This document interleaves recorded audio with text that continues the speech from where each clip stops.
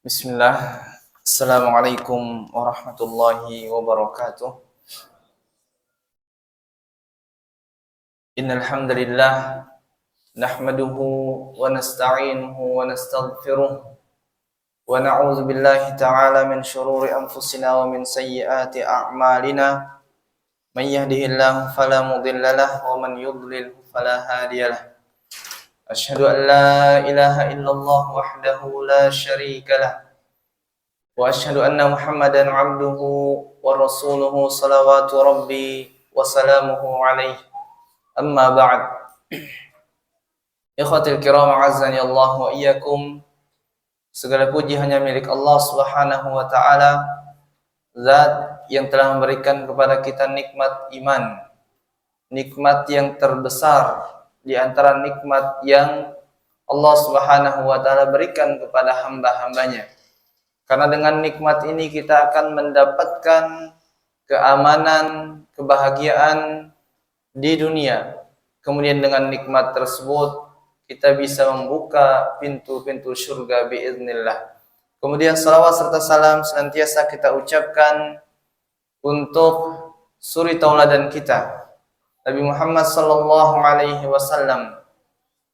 Kemudian juga kita ucapkan untuk keluarga beliau, sahabat-sahabat beliau, dan orang-orang yang senantiasa mengikuti jejak langkah beliau hingga datangnya hari kiamat kelak. Ikhwati fillah, a'azzani Allah wa iyyakum. Kemarin telah kita membahas tentang bagaimana Allah Subhanahu wa taala memberikan izin kepada Nabi sallallahu alaihi wasallam atau memberikan perintah kepada Nabi sallallahu alaihi wasallam untuk berdakwah secara terang-terangan. Setelah 3 tahun lamanya Nabi sallallahu alaihi wasallam berdakwah secara sembunyi-sembunyi. Kemudian Allah Subhanahu wa taala memerintahkan Nabi untuk memulai daripada keluarga terdekatnya. Nabi sallallahu alaihi wasallam kemudian imtithal dengan perintah Allah Subhanahu wa taala, melaksanakan perintah tersebut, berbicara dengan keluarga-keluarganya. Beliau mendakwahkan mereka, mengabarkan kepada mereka. Di antara penggalan yang beliau ucapkan, seandainya aku adalah penipu, aku tidak akan pernah menipu keluargaku sendiri. Walaupun aku mungkin menipu semua orang, tetapi kalau berbicara tentang menipu keluarga, aku tidak akan mungkin untuk melakukannya. Ketahuilah bahwasanya aku adalah seorang utusan yang Allah Subhanahu wa taala utus aku kepada kalian secara khusus dan kepada seluruh manusia dan jin secara umum. Ini merupakan penggalannya. Kemudian paman orang-orang yang mendengarkan hal tersebut semuanya diam. Tidak ada yang frontal, tidak ada yang protes, tidak ada yang emosi dan lain sebagainya mendengar pengakuan beliau, kecuali pamannya yang bernama Abu Lahab. Sehingga Allah Subhanahu wa taala turunkan surah Al-Lahab untuk paman beliau sallallahu alaihi wasallam. Dan ada juga paman beliau yang membela beliau habis-habisan, sehingga mengatakan wallahi lanamna'annahu ma baqina. Kami, demi Allah, kami akan membela-Mu wahai Muhammad selama kami masih ada. Namun qadarallahu ma syafa'al, paman beliau yang bernama Abu Talib tidak pernah mengucapkan syahadah, walaupun beliau telah mengatakan di dalam kisah yang kita bacakan kemarin, beliau mengatakan tidak ada satupun agama yang lebih baik daripada agamanya Muhammad, namun sayangnya aku tidak bisa pindah daripada agama nenek moyangku. Dan kita kemarin telah membahas beberapa faidah, yang mana faidah tersebut, di antara faidah yang kita sebut bahwasanya harta, kemudian iri dan dengki, dan begitu juga dengan pertemanan yang buruk dapat mengakibatkan kita jatuh ke dalam murka Allah Subhanahu wa taala. Kemudian kita lanjutkan, tatkala selepas daripada hal tersebut ataupun ketika telah terjadi kisah yang telah kita bahas kemarin, Allah Subhanahu wa taala menurunkan langsung suatu ayat yang mengatakan fasda' bima tu'maru wa a'rid 'anil musyrikin inna kafainakal mustahzi'in. Wahai Muhammad, lakukan, berdakwah engkau wahai Muhammad secara terang-terangan, enggak usah peduli dengan yang mustahzi. Orang yang telah mencela engkau, orang yang mengganggu dakwahmu, enggak usah pedulikan. Walaupun itu keluarganya, walaupun itu Abu Lahab, walaupun itu semua orang Quraisy mengganggu dakwahmu, ya, karena sudah didakwakan kepada keluarganya kemarin yang kita bahas, maka Allah memberikan semangat kepada Nabi Shallallahu Alaihi Wasallam, gak usah pedulikan mereka. Tugasmu sekarang adalah engkau intisal, engkau laksanakan dakwah tersebut. Engkau berdakwah kepada syahadah la ilaha illallah wa anna Muhammadar Rasulullah. Ini yang menjadi prioritas sekarang. Bukan bagaimana kita peduli dengan keluarga kita. Namun syahadah la ilaha illallah dan syahadah anna Muhammadar Rasulullah ini yang menjadi prioritasnya. Kemudian Allah Subhanahu wa taala memberikan kabar gembira kepada Nabi Muhammad sallallahu alaihi wasallam, inna kafainakal mustahziin. Adapun orang-orang yang mencela engkau, orang-orang yang senantiasa menghalangi jalan-jalan dakwah ini, kata Allah, cukup kami akan balas mereka. Maka kalau kita berbicara tentang terjadi peperangan yang pertama, dalam tanda kutip, peperangan yang terjadi pertumpahan darah. Ya, karena sebelum perang Badar, di tahun pertama pun sudah terjadi peperangan. 30 orang melawan 300 orang Quraisy. 30 orang Muslim di bawah pimpinan paman beliau Hamzah melawan 300 orang Quraisy. Berhadap-hadapan. Tinggal genderang perang saja, dipukul, bagikan takbir saja yang diucapkan sudah saling bunuh. Namun ya, ada salah seorang sahabat yang mengislah kedua pasukan tersebut sehingga tidak terjadi peperangan. Kemudian tetap saling intai dan intai. Sampailah tiba tahun kedua daripada Hijriah, terjadi perang Badar. Perang Badar kecil pertama, tidak sempat terjadi pertumpahan darah. Setelah itu terjadi perang Badar Kubro, perang Badar yang kita kenal dengan istilah Yaumul Furqan, hari pembeda, Yaumul Furqan.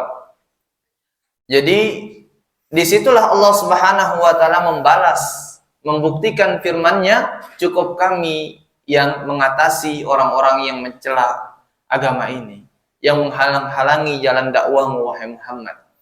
Sehingga apa yang terjadi kepada orang yang mencela, yang menjadi pimpinan-pimpinan pencela, semua binasa di perang Badar tanpa terkecuali.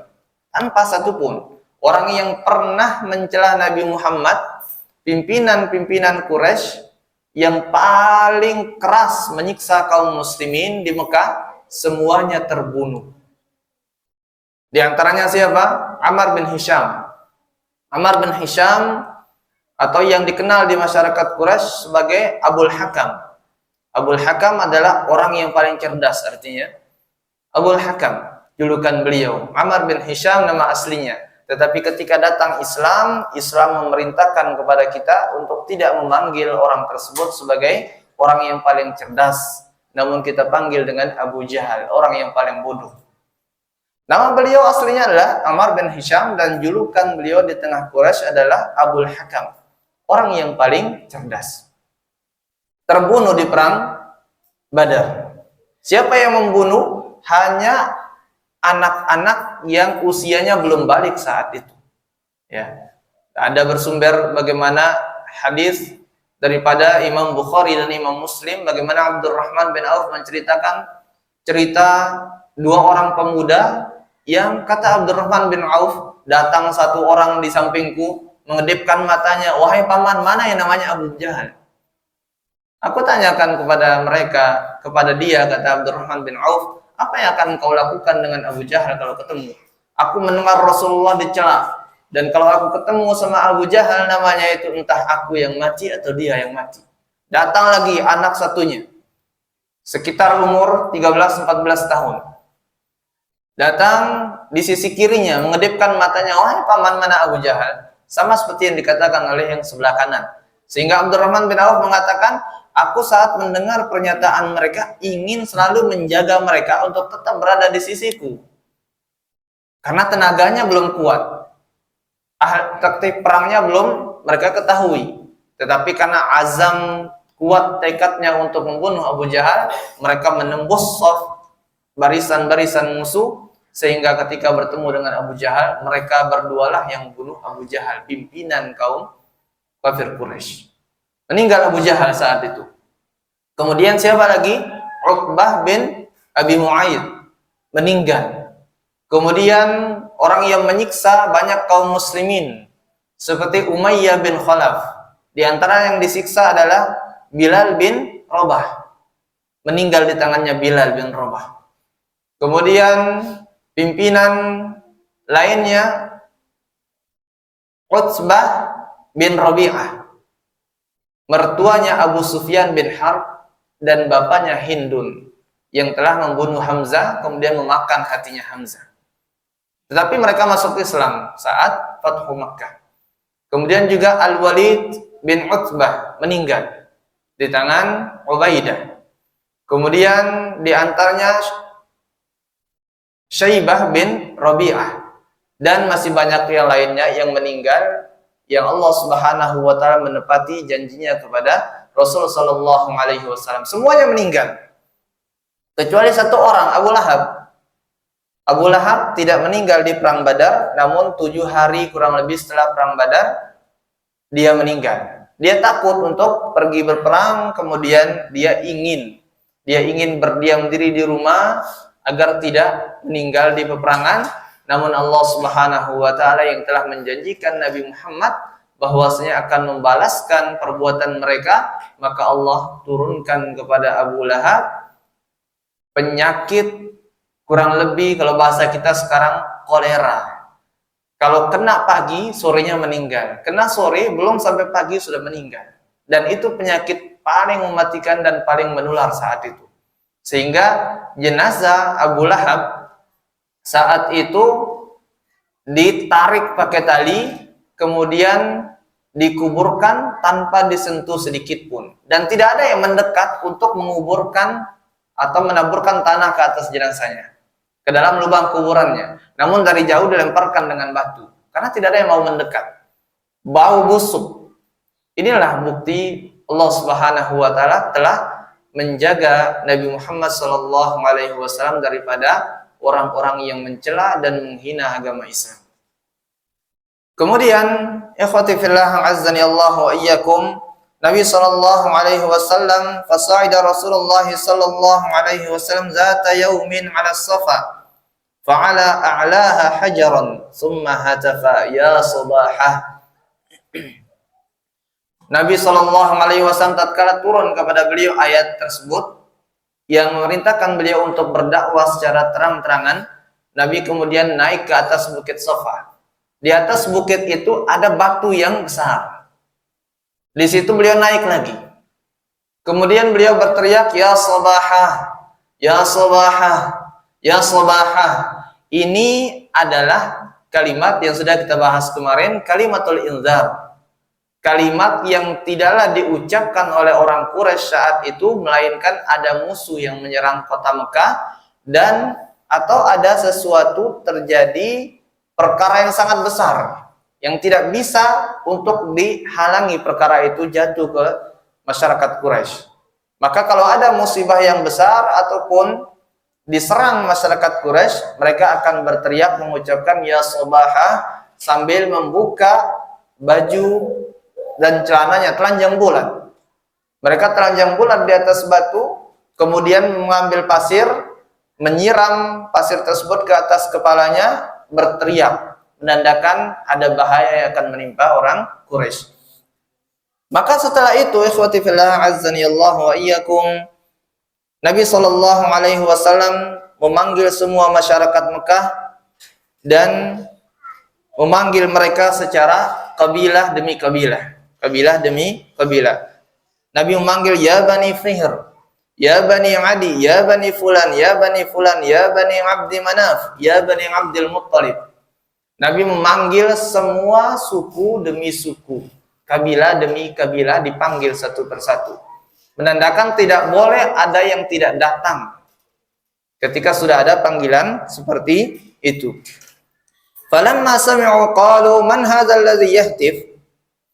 Tatkala mereka mendengarkan teriakan ya sabahah tersebut, semua mereka mengatakan, siapa itu orang yang telah berteriak dari tadi, yang memanggil kita, siapa? Maka orang yang sudah melihat Rasul sallallahu alaihi wasallam, mereka mengatakan Muhammad. Itu yang berteriak tadi itu Muhammad. Fa asra'an nasu ilaihi hatta innar rajula idza lam yastati an yakhruja ilaihi arsala rasulan liyanzura ma huwa.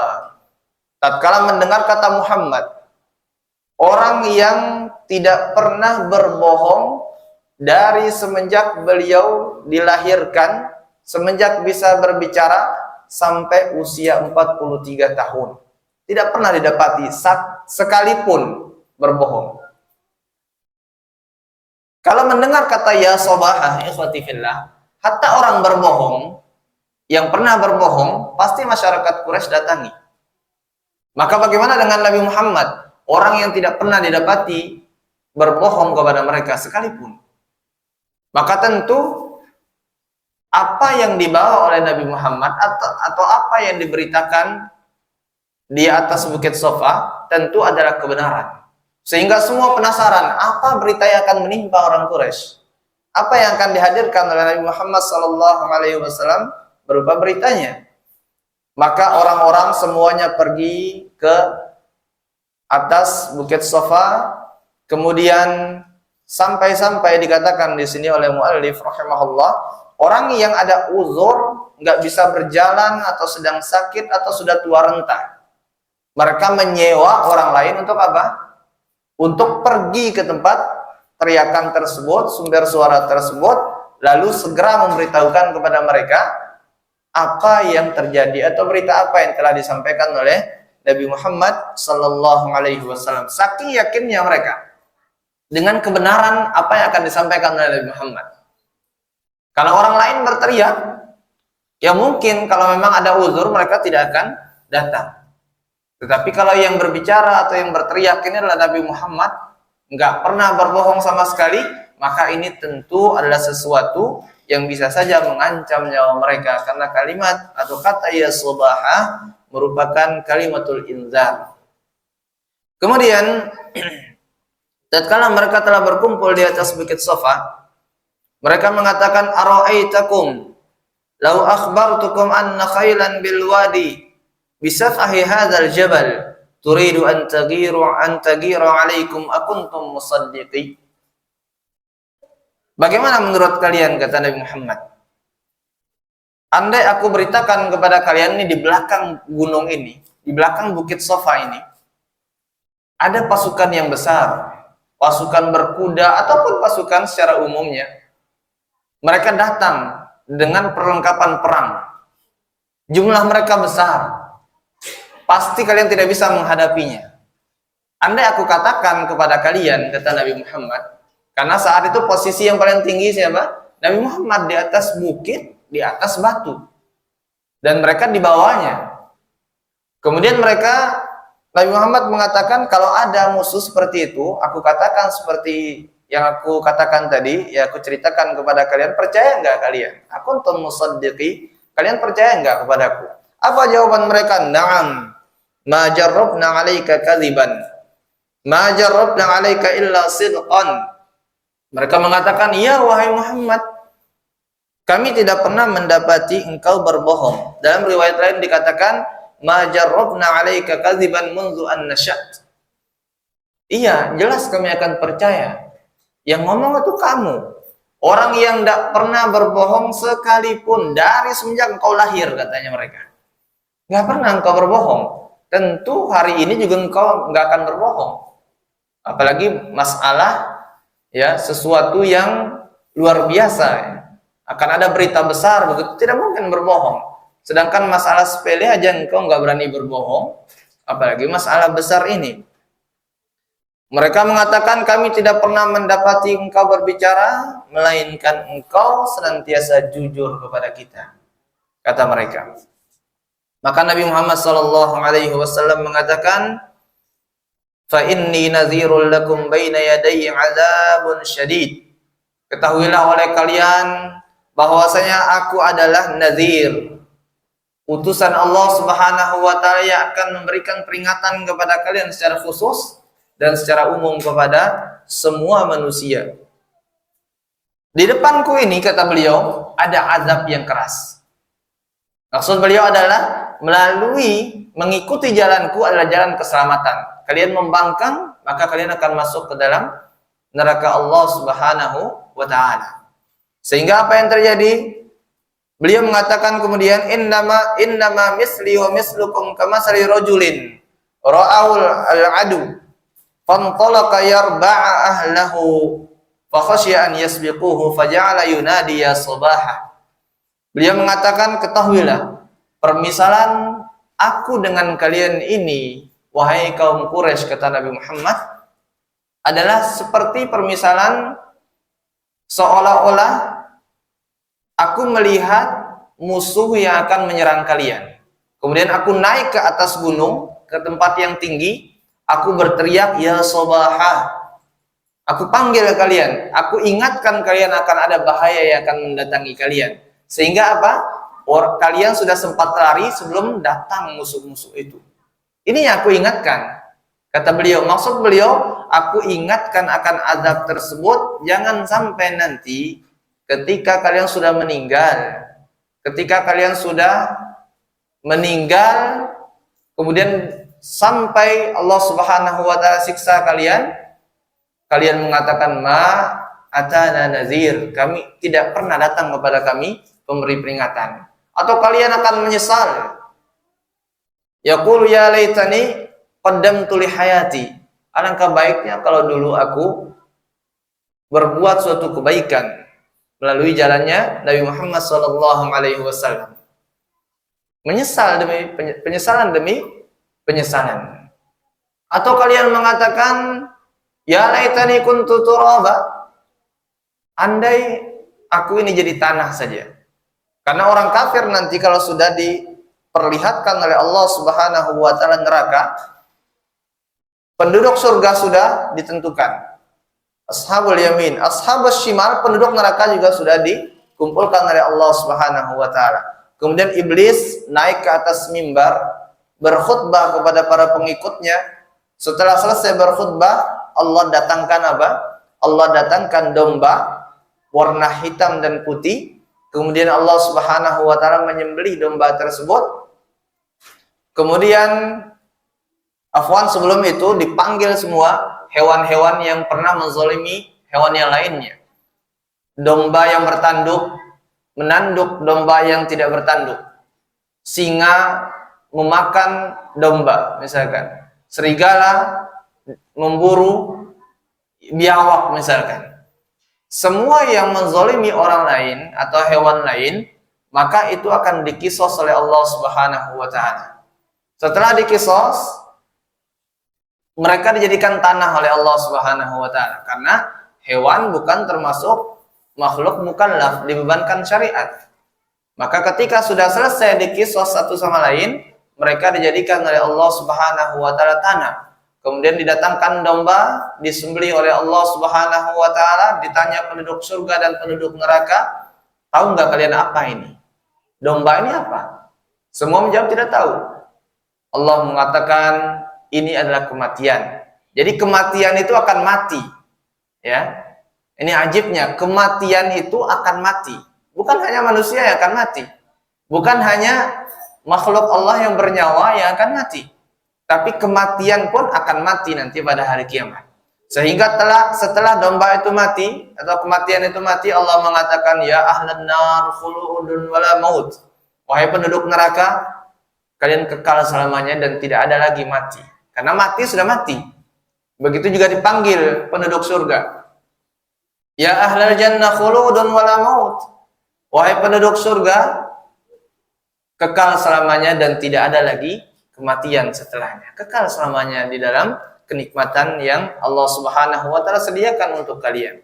Maka ikhwati fillah azani Allah wa iyyakum, Nabi mengatakan melalui jalanku kalian akan selamat. dan ketika kalian tidak mau mengikuti jalanku, kalian akan memasuki neraka Allah Subhanahu wa taala. Ketahuilah, kata beliau, sesungguhnya perumpamaanku dengan kalian seperti perumpamaan orang yang berteriak karena melihat musuh yang akan menyerang kalian. Maka aku berikan peringatan kepada kalian sehingga sebelum datang atau tiba musuh itu kalian sudah bisa melarikan diri. Naam ikhwati fillah azani Allah wa iyyakum. Di sini ada uslub yang perlu kita bahas.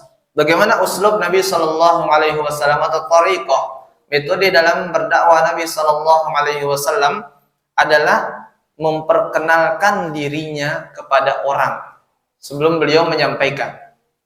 Jadi kita jangan sampai ketika kita memulai dakwah, karena dakwah itu mempunyai rambu-rambu, mempunyai tata caranya, mempunyai adab dan lain sebagainya. Maka di antara tata cara berdakwah adalah sebagaimana yang dilakukan oleh Rasul sallallahu alaihi wasallam.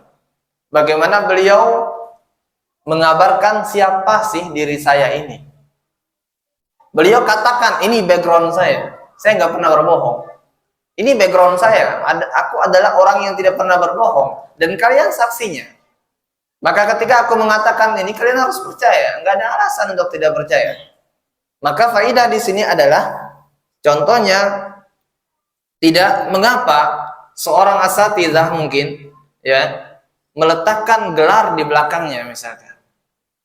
Karena ada sebagian orang, termasuk ana dulu, ketika masih awal-awal ngajar, ana tidak mau dituliskan nama SPD ya. Apa sih SPD itu? Apa? Nggak penting ya. Nggak penting. Yang penting kita punya ilmu saja, nggak perlu. Ini riak nanti. Dulu ana bilang begitu. Ya. Dulu ana bilang seperti itu. Ternyata kita harus memperkenalkan siapa diri kita. Setelah kapan ana tahu? Setelah ana memulai dakwah di kampung halaman dan semuanya menganggap ana itu anak kemarin sore ibaratnya. Anak kemarin sore karena ada sesepuh-sesepuh, ada imam masjid, ada khotib-khotib Jumat ya di kampung itu, dan ana tidak pernah pulang kampung karena dari SMP sudah mondok. Jadi mereka tidak terlalu mengenal ana, tapi ana ingin untuk berdakwah. Sehingga dipandang sebelah mata saja. Yang maju ke depan adalah orang-orang yang sudah sarjana. Walaupun bacaan Al-Qur'annya tidak benar misalkan, ya dipersilahkan. Namun setelah ana lihat saat itu ana menyampaikan nasihat di pernikahan kakak, kemudian yang hadir itu orang ketua KUA, kemudian petua-petua di masyarakat. Setelah itu mereka mendengarkan ana berbicara tanpa teks, ngalir saja demikian. Kemudian mereka memanggil ana. Ana ingat sekali saat itu mereka panggil ana, kamu siapa? Ya saya yang punya rumah ini, saya bilang. Saya anaknya muslim, anaknya muslimi. Ya. Oh, kamu begini-gini. Kamu sudah sarjana ya? Sudah. Baru setelah itu mereka tawarkan ana untuk berdakwah. Setelah itu mereka bilang, ikut aja PNS, ikut P3K. Kami akan bantu. Atau gabung ke KUA kita. Artinya apa? Ternyata gelar itu penting juga untuk ditonjolkan. Bukan masalah riaknya. Karena orang kalau nggak tahu, ini mungkin tidak pernah sekolah, tapi tiba-tiba ceramah, ya, maka akan menimbulkan suatu fitnah di masyarakat. Dan benar-benar ijazah di tempat ana terutama ya, ternyata itu bermanfaat sekali untuk berdakwah. Dan ana tidak pernah melihat satu orang ustadz pun di tempat ana, walaupun dia adalah orang yang mudir pondok di kota, itu tidak diizinkan. Kenapa? Tidak ada titelnya. Tidak ada titelnya. Dan ada orang yang dibilang Wahabi dan lain sebagainya. Ternyata ketika diperkenalkan dirinya, Ustadz Hendra Hafizahullah Ta'ala, mudir di Jakarta beliau sekarang, beliau SPD MPD, LC MPD titelnya, dan beliau itu datang ke masjid menawarkan diri untuk khutbah. Pertama ditolak, setelah itu dibilang saya adalah mudir di Jakarta Selatan. dipersilahkan langsung oleh mereka, ya. Nah, ini dampak daripada kita mengenalkan diri sebagaimana Rasul Shallallahu Alaihi Wasallam memperkenalkan diri kepada orang-orang terlebih dahulu. Jadi sebelum kita berbicara harus kita bangun relasi dengan masyarakat, karena bagaimanapun pandangan pertama, kesan pertama itu yang akan menjadi tolak ukur setelahnya. Kalau tiba-tiba antum datang misalkan ngomong banyak, antum ngomong tanpa antum ditahu siapa antum, apa kapasitas antum, orang akan enak dengarnya, ya, orang akan enak dengarnya. Dan itu walaupun suatu saat antum ternyata orang besar, ternyata antum adalah seorang dai, tidak akan dipercaya lagi, karena bagaimanapun pandangan pertama atau kesan pertama antum sudah rusak. Tapi beda dengan orang kalau dibangun relasinya, kemudian ya enaklah, disenangi cara berbicaranya oleh orang, maka itulah yang akan menentukan jalan daripada dakwah antum. Ini harus diperhatikan, karena dakwah ini punya rambu-rambu. Kemudian Nabi Shallallahu Alaihi Wasallam mengatakan, "Summa da'ahum ila syahadati an la ilaha illallah wa anna Muhammadar Rasulullah wa bayyana lahum anna hadhil kalimata hiya malakud dunya wa najatul akhirah." Nabi Shallallahu Alaihi Wasallam setelah mengabarkan siapa dirinya, kemudian mendakwakan orang Quraisy tentang azab.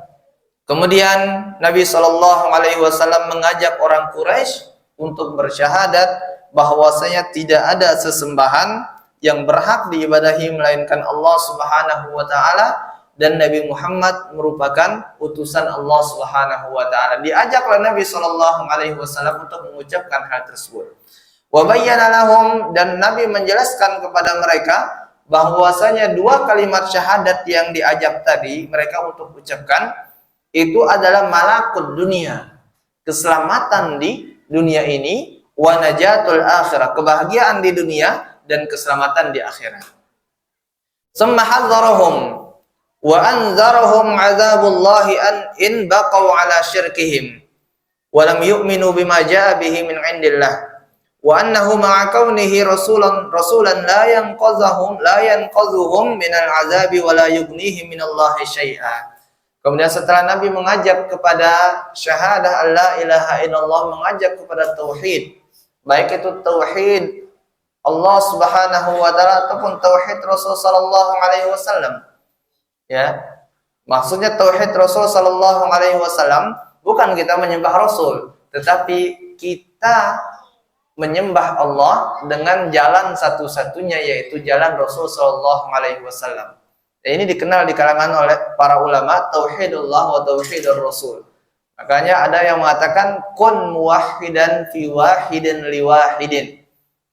Kun muwahhidan fi wahidin li wahidin. Jadilah kalian orang yang mentauhidkan Allah, mengesahkan Allah Subhanahu wa taala di dalam agamanya yang satu ini, agama Islam satu-satunya yang diterima dengan cara satu, yaitu caranya Nabi Muhammad sallallahu alaihi wasallam. Maka setelah Nabi Muhammad mengajak mereka kepada tauhid Allah wa tauhid anna Muhammadar Rasulullah, kemudian Nabi menginzar mereka,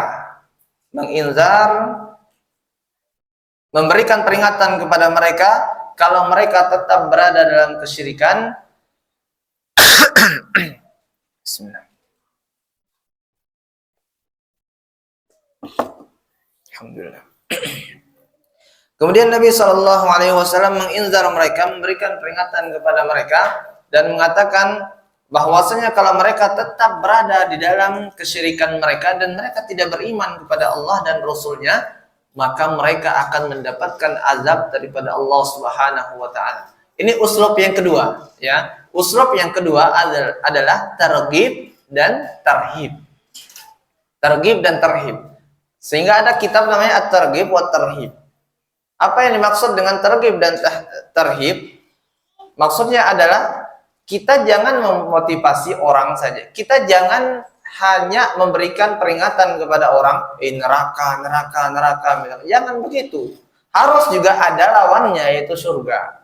Kalau Anda tidak berbuat syirik kepada Allah, dan Anda bertauhid kepada Allah, maka Anda dijauhkan dari neraka dan akan dimasukkan ke dalam surga. Ya. Harus ada timbal baliknya. Harus ada lawannya disebutkan. Karena sesuatu dikatakan oleh para ulama, jika tidak disebutkan lawannya, maka dia tidak akan sempurna penjelasannya. Contohnya, kalau kita bilang si fulan merupakan orang yang cerdas. Bagus nggak cerdas? Ya bagus. Tapi apakah sudah sampai ke derajat tinggi, mendekati kesempurnaan misalkan, sangat-sangat dikagumi? Tidak. Boleh jadi dia cerdas, juara 1 dari 1 murid. Ya, maka ini tidak cerdas namanya. Juara 1 dari 1 siswa. Juara 3 dari 3 siswa. Masuk 10 besar, bahkan masuk 3 besar Ustaz. Juara berapa? Juara 3, tapi dari berapa siswa?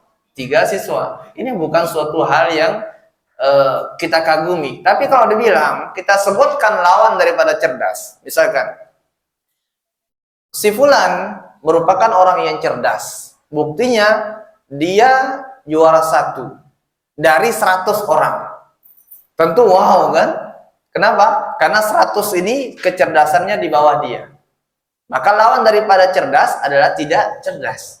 Ketika disebutkan dua-duanya seperti itu, ada positif dan negatifnya, maka akan lebih ngefek ya. Maka ada istilah at-targhib wa tarhib. Ada istilah at-takhliyah qabla at-tahliyah.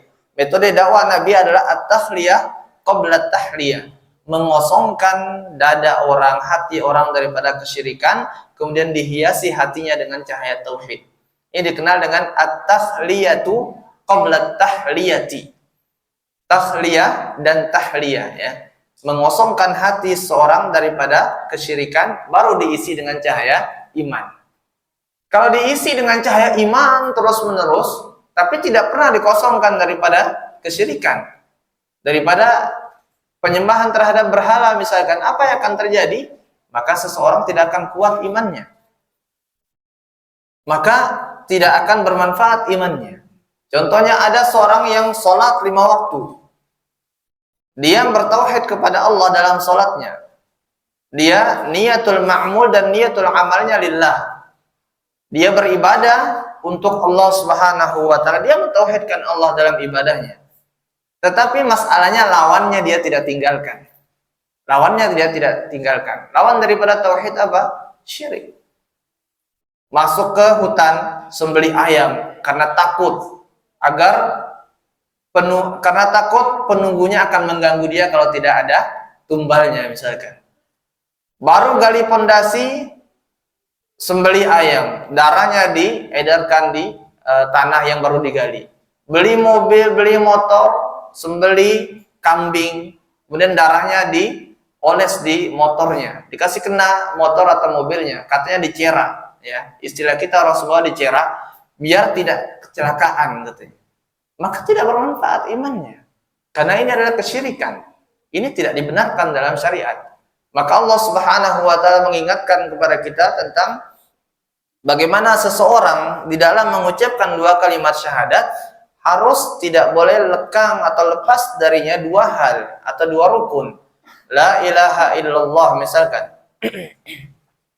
La ilaha illallah apa maknanya? Tidak ada sesembahan yang berhak diibadahi melainkan Allah Subhanahu wa ta'ala.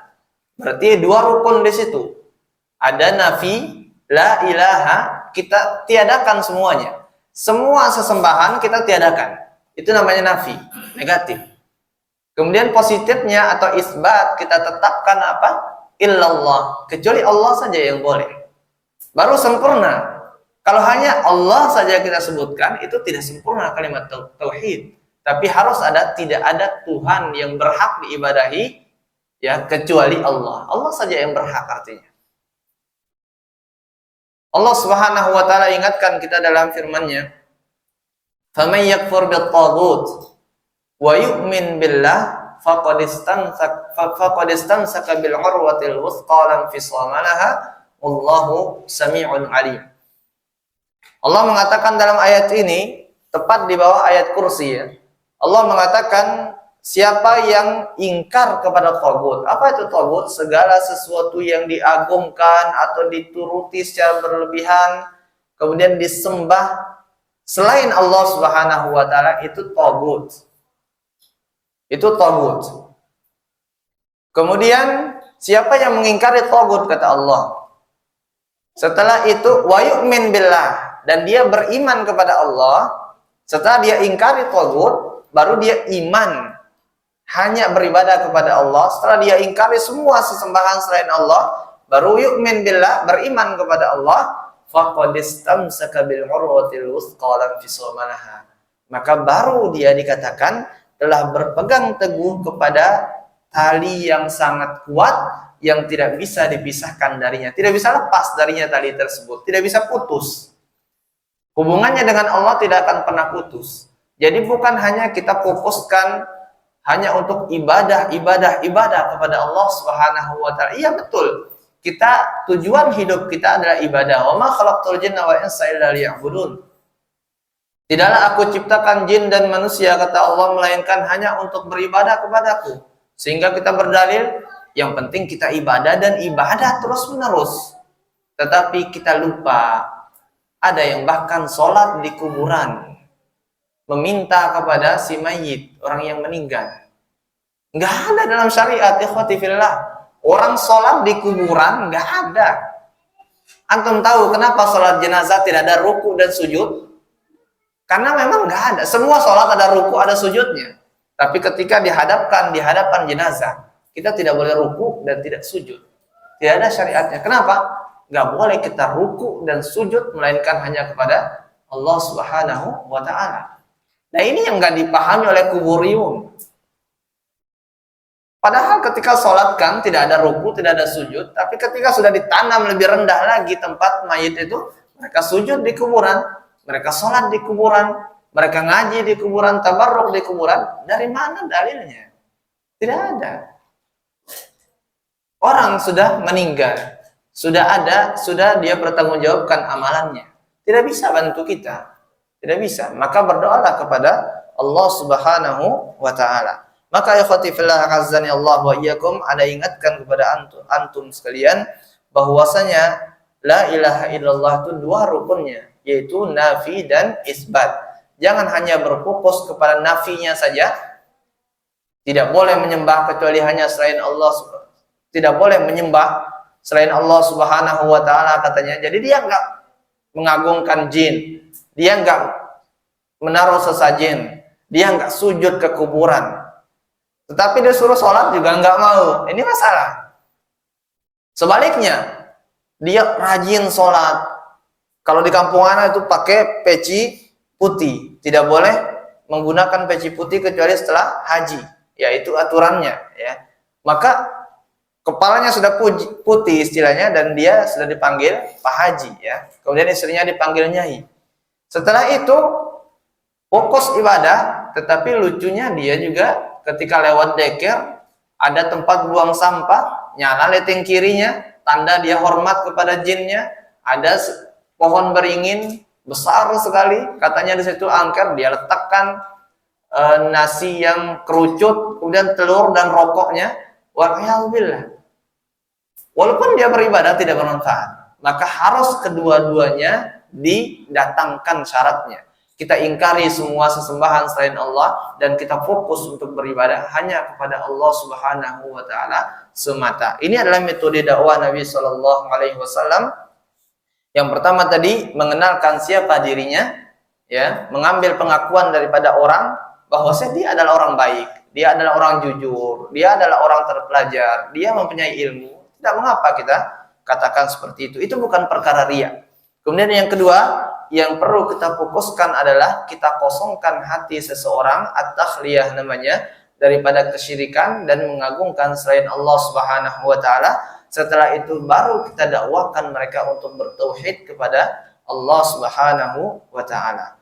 Nah, demikian yang dapat kami sampaikan. Insyaallah kita lanjutkan masih dengan tema yang sama pada pertemuan yang akan datang, karena ini lumayan panjang. Kemudian kita buka pertanyaan insyaallah setelah azan Isya. Nah, kan?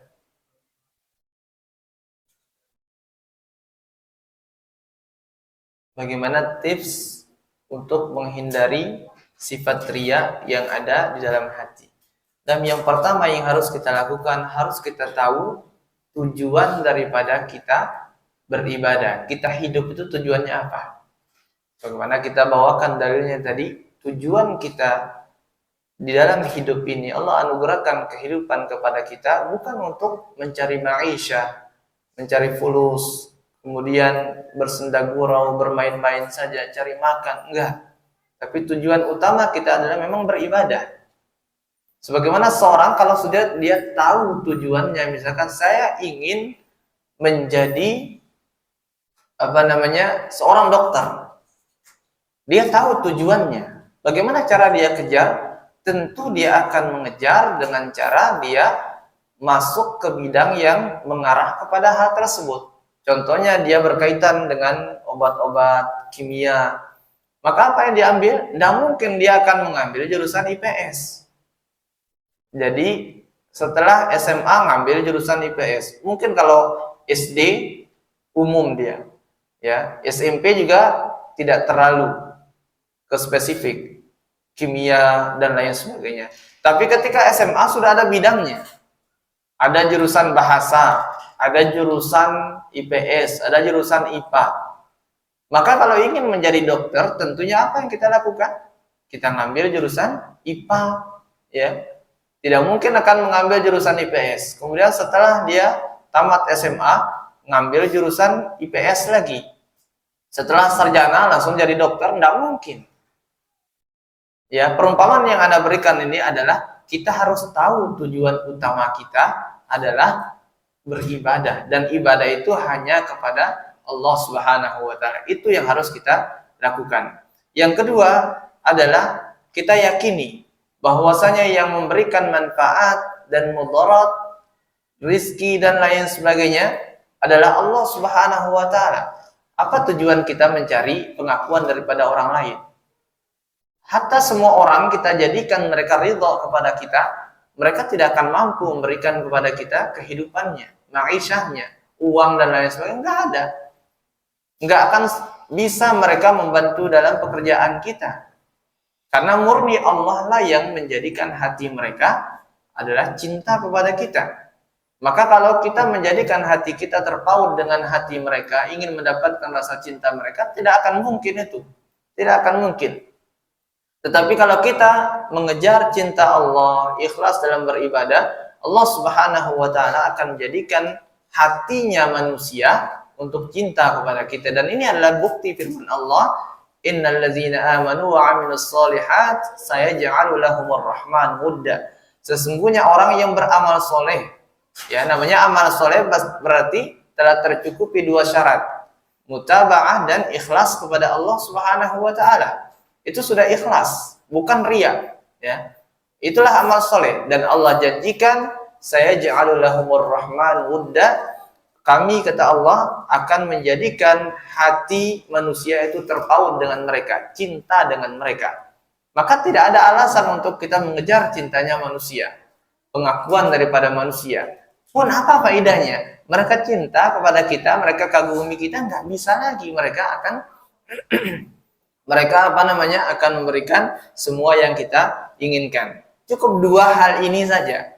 Banyak sejatinya thariqah atau cara menghindari riya, tapi yang paling inti yang Anda sebutkan itu tadi.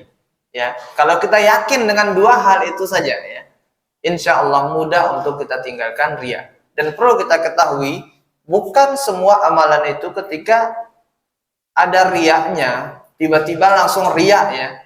Riya di tengah sholat kita langsung batal semua, enggak.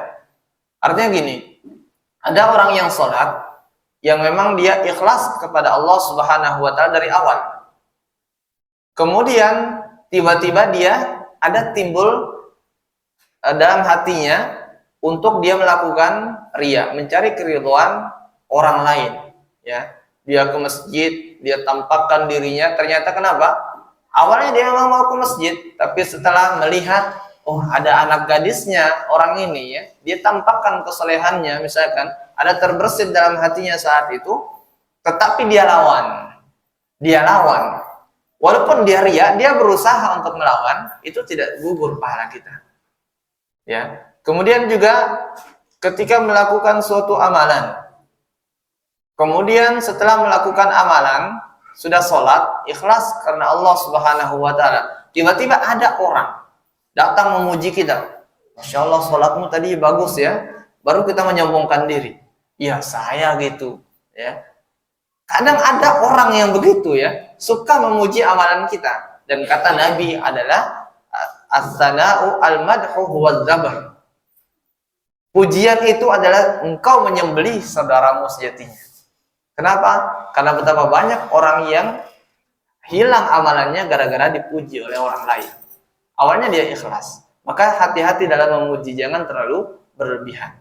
Kalaupun kagum, ya jangan terlalu terus-terus memuji, enggak. Ya, kagum saja dalam hati, jangan terus-menerus untuk dipuji. Karena pujian itu adalah sesembelihan kepada saudara kita. Ini ketika dia riya saat itu, sekali itu ya, dia riya sekali itu, kemudian dia bertaubat kepada Allah Subhanahu wa Ta'ala, maka Ibnu Qayyim al-Jauziyah dalam kitab beliau Al-Wabilus Shaib, beliau mengatakan amalannya akan dikembalikan lagi oleh Allah Subhanahu wa Ta'ala kalau dia bertaubat. Tetapi yang rusak amalan secara total adalah ketika orang itu memang dari dasarnya dia riya.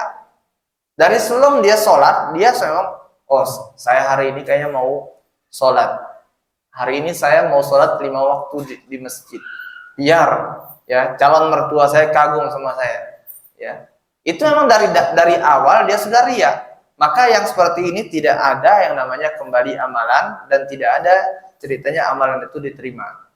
Ya, maka perlu diperhatikan sekali lagi ini adalah dhawabit dalam riya. Antum ketahui 2 hal tadi, insyaallah antum akan terselamatkan daripada riya insyaallah. Mafhum ya? Bisa dipahami ya? Mungkin ada lagi? Satu lagi mungkin.